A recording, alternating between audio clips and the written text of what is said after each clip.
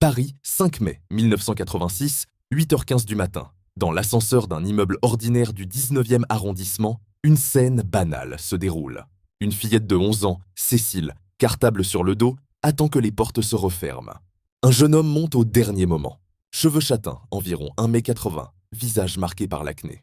Les parents de Cécile le voient brièvement. Son demi-frère aussi. Personne ne s'inquiète. Quelques heures plus tard, au troisième sous-sol de l'immeuble, dans un local technique, on retrouve le corps sans vie de Cécile. Violée, étranglée, la colonne vertébrale brisée, enroulée dans un morceau de moquette. La France entière est sous le choc. Ce jour-là, un surnom naît dans les bureaux de la brigade criminelle du 36 quai des Orfèvres. Le grêlé. Un portrait robot circule partout. Un jeune homme à la peau granuleuse, marqué par des cicatrices d'acné. Les enquêteurs ne le savent pas encore, mais ils viennent d'entamer l'une des plus longues traques de l'histoire criminelle française. Une traque qui durera 35 ans. L'ombre insaisissable qui rend cette affaire si troublante, ce n'est pas seulement la brutalité des crimes, c'est leur diversité déroutante. Moins d'un mois avant Cécile, en avril 1986, une autre fillette de 8 ans, Sarah, est agressée dans le 13e arrondissement, violée dans le sous-sol de son immeuble. Mais contrairement à Cécile, Sarah survit. Elle défait les liens qui enserrènent ses poignets et identifie formellement son agresseur sur le portrait robot. Les enquêteurs pensent obtenir une piste solide. Ils ont un visage, des témoignages précis, un groupe sanguin. Mais l'homme disparaît dans la nature. Puis, en avril 1987, le grêlé frappe à nouveau. Mais cette fois, tout est différent. Dans un appartement du Marais, 2 adultes sont retrouvés morts. Gilles Politi, 38 ans, mécanicien chez Air France, et Irmgard Müller, 20 ans, jeune fille au père allemande. La scène de crime est horrifiante. Gilles est ligoté, torturé, étranglé avec un garrot espagnol. Cette technique de strangulation méthodique tristement célèbre sous Franco. Irmgard a été violée, puis tuée de la même manière. L'autopsie révèle un détail crucial. Dans les heures précédant sa mort, Irmgard avait eu un rapport sexuel consenti avec un homme. Les enquêteurs comprennent que le grêlé était son amant. Il entretenait une liaison avec elle avant de la tuer, elle et son employeur. Le profil psychologique devient de plus en plus complexe, imprévisible. Le faux policier, le 27 octobre 1987, le mode opératoire évolue encore. Dans le 14e arrondissement, une collégienne de 14 ans, Marianne, rentre chez elle à midi. Un jeune homme l'aborde. Il sort une carte tricolore, se présente comme policier enquêtant sur un trafic de stupéfiants dans le quartier. Marianne le suit. Elle est violée. Cette carte de police, c'est la nouvelle signature du grêlé. Un détail qui va hanter les enquêteurs pendant des années. Comment cet homme possède-t-il une carte officielle? Travaille-t-il réellement dans les forces de l'ordre? En 1994, 7 ans après sa dernière attaque connue, le grêlé refait surface. Ingrid, 11 ans, est contrôlée par un policier à Mitry-Mory, en Seine-et-Marne. Il lui demande ses papiers, la force à monter dans sa Volvo 330 blanche. Il l'emmène jusqu'à Saclay, dans l'Essonne, près d'un centre d'entraînement de la gendarmerie. Là, il la séquestre et la viole. Ingrid survit et donne une description précise. L'homme sent une drôle d'odeur, comme le chien ou l'herbe. Puis, plus rien. Le silence. Pendant des années, le grêlé semble avoir disparu. La révolution de l'ADN en 1996, une technologie bouleverse l'enquête, l'analyse ADN. Le profil génétique du grêlé est enfin établi. On crée le FNAEG, le fichier national automatisé des empreintes génétiques, en partie à cause de cette affaire. Les enquêteurs comparent, vérifient, espèrent. En 2001, 14 ans après le double meurtre du Marais, la confirmation tombe. Le sperme retrouvé sur le corps d'Irmgard correspond à celui du grêlé. Il était bien son amant et son assassin. Les mégots de cigarettes retrouvés près des corps le confirment aussi. Mais malgré l'ADN, malgré 8 juges d'instruction successifs, malgré les 750 suspects potentiels interrogés, le grêlé reste un fantôme. Son profil génétique ne correspond à personne dans les fichiers. Comment est-ce possible? L'intuition d'une juge en 2015, la magistrate Nathalie Turquet, 8e juge à hériter du dossier, reprend tout à zéro. Elle analyse chaque détail, chaque témoignage, chaque indice. La carte de police, l'assurance du criminel, sa connaissance du terrain parisien, sa capacité à passer inaperçu.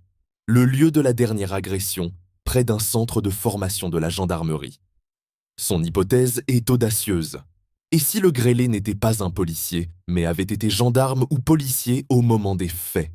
Et si son ADN n'était pas dans les fichiers, parce qu'il appartenait aux forces de l'ordre avant la création du FNAEG. En 2021, elle prend une décision radicale. Convoquer systématiquement près de 750 gendarmes ayant servi en région parisienne entre 1986 et 1994. Tous doivent se soumettre à un prélèvement ADN. Parmi eux figure François Vérove, 59 ans, ancien cavalier de la garde républicaine devenu policier. Aujourd'hui retraité, il est convoqué pour le 29 septembre 2021. La fin d'un monstre ordinaire, le 29 septembre 2021. Au Grau-du-Roi, dans le Gard, François Vérove est retrouvé mort dans un appartement de location. À côté de son corps, des boîtes vides de tramadol, un puissant antidouleur. Il en a absorbé 3 fois la dose létale.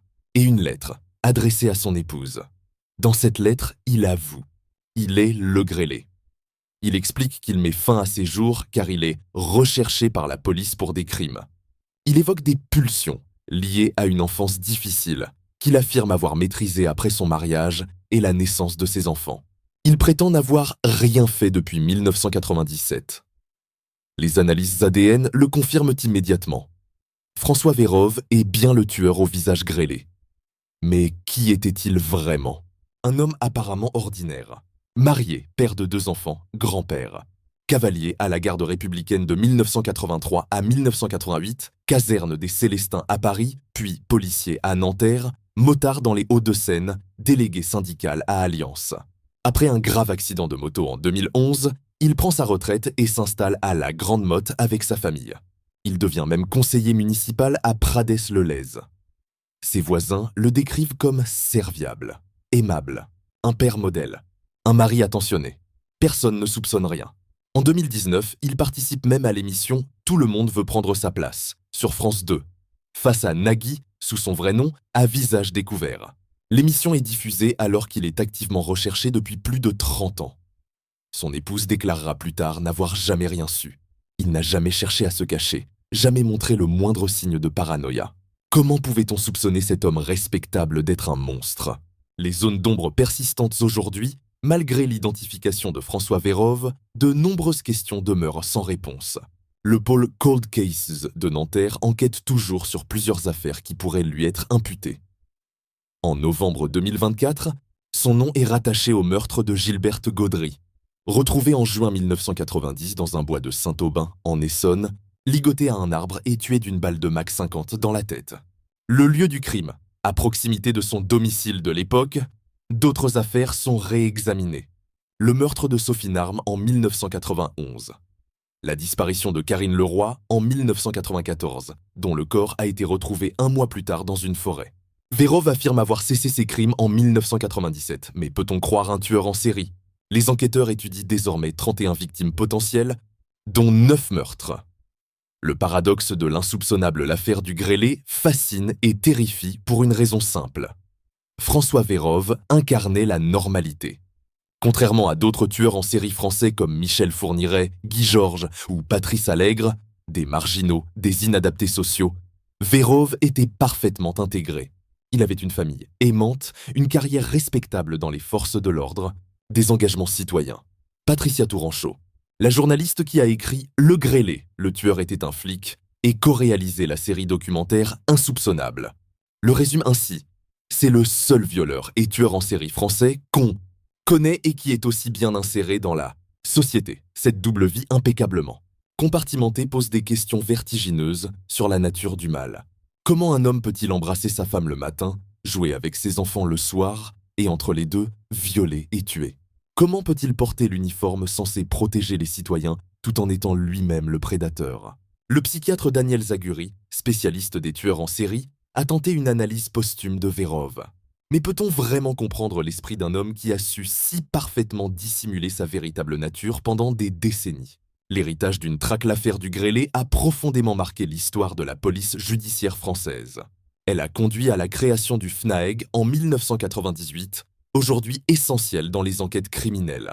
Elle a démontré l'importance de la ténacité des enquêteurs, de la coopération entre services et de l'évolution constante des techniques d'investigation. Mais elle laisse aussi un goût amer. Combien de vies auraient pu être sauvées si Vérove avait été identifié plus tôt? Comment un homme travaillant au cœur même du système censé le traquer a-t-il pu échapper si longtemps à la justice? Les familles des victimes, Cécile Bloch, Sarah, Irmgard Müller, Gilles Politi, Marianne, Ingrid et toutes les autres n'auront jamais de procès, jamais de confrontation, jamais de réponse complète. François Vérove a emporté ses secrets dans la mort.